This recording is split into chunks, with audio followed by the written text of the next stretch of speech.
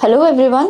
इस वीडियो में हम डिस्कस करेंगे about the process of blow moulding and किस तरीके से आप इस प्रोसेस में अपनी क्वालिटी को इम्प्रूव कर सकते हैं और क्या क्या टेस्टिंग इक्विपमेंट्स आपके इस प्रोसेस को की इम्प्रूवमेंट के लिए यूज़ किए जाते हैं। So if I talk about the blow moulding process कि वो कौन सी इंडस्ट्री में यूज़ किया जाता है, so we have in this जो हमारे पास हॉलो टाइप के सैम्पल्स होते हैं। Hollow samples in the sense bottles हो गए, ट्यूब्स हो गए, प्रीफॉर्म्स होते हैं, drums, containers, so these kind of things. तो इन हॉलो कंपोनेंट के लिए जिनकी वॉल थिकनेस जो है कंपैरेटिवली थिनर होती है, उनके लिए हम ब्लो मोल्डिंग प्रोसेस का यूज़ करते हैं ताकि हम सैंपल की को एक शेप दे सकें।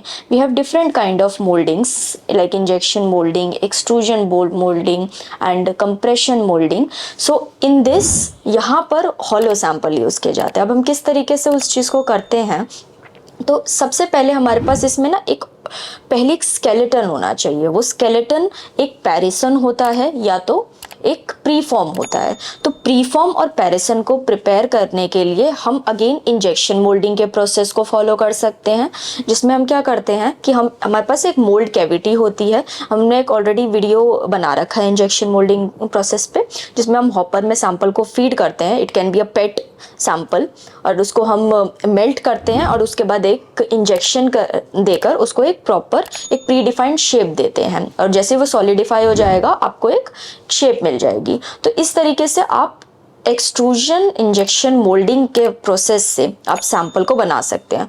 तो ब्लो मोल्डिंग के लिए हमारे पास एक प्रीफॉर्म होना चाहिए। तो यू कैन यूज़ अ पैरिसन, जिसको हम ट्यूब कह सकते हैं, या फिर एक प्रीफॉर्म। तो अभी हम प्रीफॉर्म ब्लो मोल्डिंग की बात करते हैं। अब हमने एक प्रीफॉर्म प्रिपेयर कर लिया है, तो इस प्रीफॉर्म के साथ क्या किया जाता है, इसको हमें कुछ हीट प्रोवाइड करनी होती है ताकि आप आगे चलकर उसको मूव कराते हो, एंड मूव कराने के बाद इसमें हम थोड़ी सी ब्लोइंग करेंगे एंड उसको एक शेप प्रोवाइड कर देंगे सैंपल को।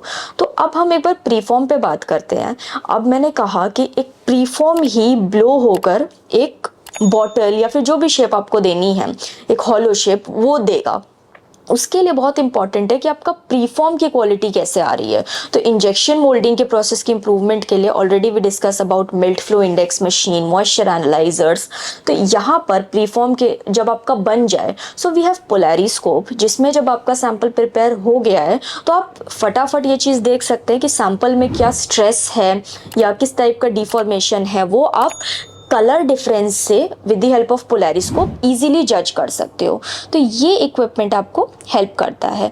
इसके बाद हमारे पास प्रीफॉर्म की क्वालिटी को और क्या देखना है कि हमारा वॉल थिकनेस सैंपल का क्या है और उसका जो आउटर वॉल थिकनेस है उसकी कितनी यूनिफॉर्मिटी है, क्योंकि जब आप ब्लो मोल्डिंग करते हो प्रीफॉर्म को ही हम कंप्रेस्ड एयर प्रोवाइड करके ब्लो कराते हैं एंड वही प्रीफॉर्म आपको एक शेप देगा। तो अगर आपका प्रीफॉर्म ही अच्छा नहीं है, अगर वो उसकी अनइवन थिकनेस है, अगर वो स्ट्रेस नहीं झेल पा रहा है ज़्यादा, तो वो ऑटोमेटिकली जब वो एक बॉटल की फॉर्म लेगा या कंटेनर की फॉर्म लेगा, तो आपका टॉप लोड या स्टैकिंग के लिए उसको यूज़ करने में आपको कंपैरेटिवली दिक्कतें आएंगी और उसकी वॉल रिजिडिटी नहीं रहेगी, वो एक शेप पे नहीं रहेगा, उसका एस्थेटिक अपील अच्छा नहीं होगा।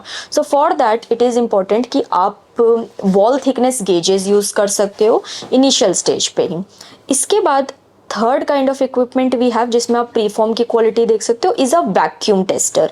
We have vacuum leak testers, जिसमें आप प्रीफॉर्म में जो थ्रेड्स होते हैं आप उस पर कैपिंग करके ये देख सकते हो कि अंदर वो पर्टिकुलर प्रीफॉर्म कितना प्रेशर हैंडल कर सकता है विदाउट लीकेज, क्योंकि ये प्रीफॉर्म आगे जब एक वायल तैयार होता है, फार्मा की बॉटल्स तैयार होती है, तो उनमें भी यूज़ किए जाते हैं।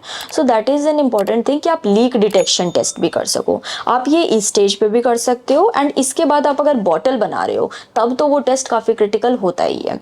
तो इसके बाद हम नेक्स्ट प्रोसेस पे चलेंगे। जब हमारा प्रीफॉर्म अब प्रिपेयर हो गया, इसको हम थोड़ी देर हीटिंग प्रोवाइड करते हैं। You can use an oven for that. जैसे जनरली जो हमारा पेट सैंपल होता है उसका 260 270 से ऊपर जाकर उसका मेल्टिंग पॉइंट होता है, तो हम उसको 90 110 जैसा टेम्परेचर देते हैं, तो वो कुछ ड्राई हीट हो गया है। अब वो आगे जाएगा एंड जैसे ही वो प्रीफॉर्म को हम एक मोल्ड कैविटी में बंद करते हैं, उस कैविटी में जितना हमें उस सैंपल को फुलाना है, जैसे ही आपने प्रीफॉर्म को रखा, ऊपर से हम उसको बंद कर देंगे एंड एक नोजल से एक पिन इंसर्ट की जाती है और उस पिन में काफ़ी ज़्यादा प्रेशर होता है।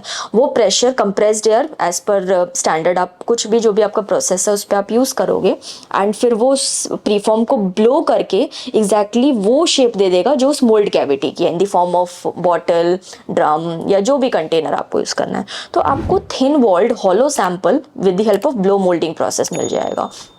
इसमें आपके लिए क्या क्या इंपॉर्टेंट था कि वॉल थिकनेस कितनी एक्यूरेट है, स्ट्रेस सैंपल में है कि नहीं, तो वो सारा चीज़ प्रीफॉर्म में जो होगा वो बॉटल में होकर आएगा।